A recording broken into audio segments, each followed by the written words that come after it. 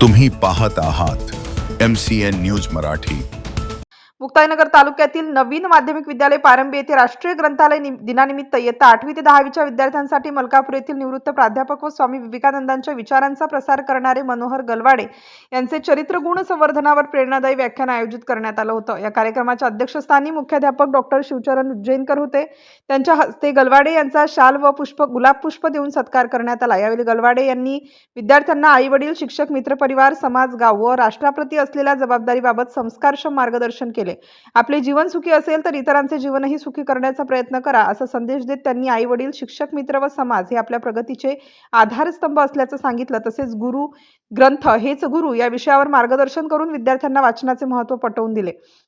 व्याख्यानादरम्यान विद्यार्थ्यांना विविध प्रश्न विचारण्यात आले। विद्यार्थिनींनी उत्स्फूर्त प्रतिसाद दिला। यावेळी गलवाडे यांनी सर्व विद्यार्थ्यांना स्वामी विवेकानंदांचे फोटो, सुविचार पुस्तिका व संस्कार पुस्तिका सप्रेम भेट दिल्या। विद्यालयात सातत्याने राबविण्यात येणाऱ्या संस्कारक्षम उपक्रमांचे कौतुक करून त्यांनी मुख्याध्यापक डॉक्टर उज्जैनकर यांचे अभिनंदन केले।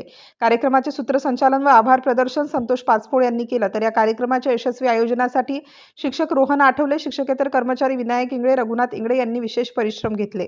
MCN न्यूज मराठीकरिता सुनील जगताप, मुक्ताईनगर।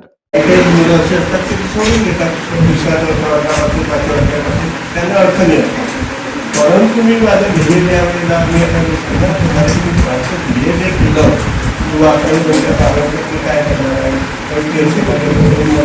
मला काय गरज आहे त्याची, हे गोष्ट मी माझ्या महत्त्वाच्या लक्षात घेऊन पहिलं तर चारित्र्य काय आहे हेच वय असं आहे सर 16 ते 23 नोव्हेंबर ही याच्यामध्ये तुमचं चरित्र निर्माण होऊ शकते। आज 10वीच्या ज्या मुली आहेत त्या 10वीच्या मुलीच्या मुलींना सगळ्यांनी चरित्र कसं होते निर्माण ह्याच गटामध्ये आता तुम्ही जे झाडं आहे कपाशीचे झाड आहे तुम्ही शेतामध्ये जाता बरोबर आहे तरी कापूस विकायला जाते कोणी शेता खायला जाते करता तर फळ नाही तर फळ परिपक्व असल्याशिवाय तुम्ही त्याचं काही खाणार नाही का? तुम्ही बाजारात जातात तर फळं असतात सर तर जे चांगले फळं असतात ते तुम्ही घेतात लागलेले आहेत कारण तुम्ही काय करते चांगला आहे ना बरोबर आहे का? मी माझं किती वर्ष चांगलं केलं कसं माझी निवड नसतो निवड करत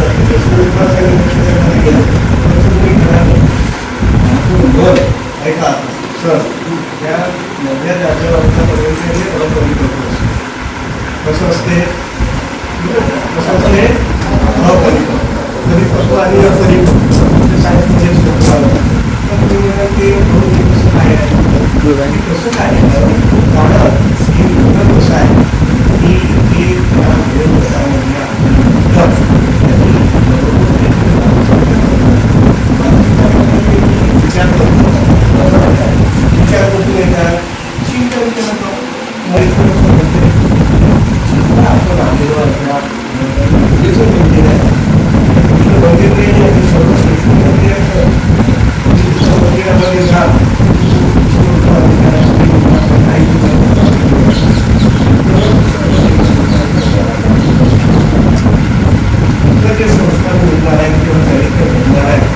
ते एक नंबर त्याच्यापेक्षा जी शाळा आहे त्या शाळेमध्ये शिकवा तुझ्या परिवाराबरोबर आहे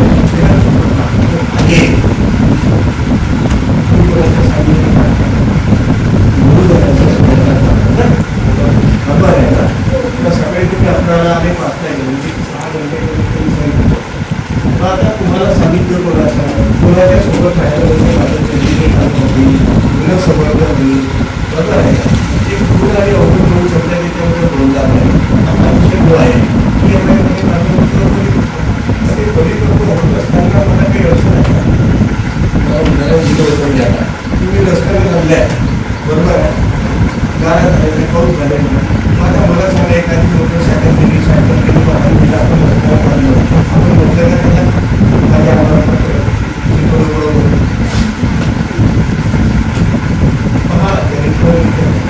का की आत्मा न कळत त्याला माहिती तुम्ही जाते त्याला माहिती असं होणार ज्या करतो आपण काय करतो घरी गेलं की बहीण असेल तर म्हणते त्याला आपण अवॉइड करतो. बरोबर ही गोष्ट आपल्या मुलांना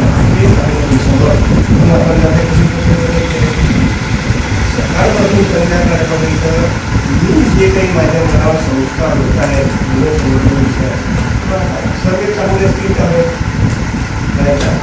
तुम्हाला सांगितलं की विपरीत परिस्थितीचं उदाहरण देतो. तुम्ही घरामधून बाहेर आले, घरामध्ये बहीण आहे, भाऊ आहे, आजोबा आजी आहे, ते काय पण बाहेर गेल्यावर काय बाहेर गेल्यावर विपरीत आहे पण उलट आहे. हे पाहून ते पाहायला भेटते, जे ऐकून ते ऐकायला भेटते.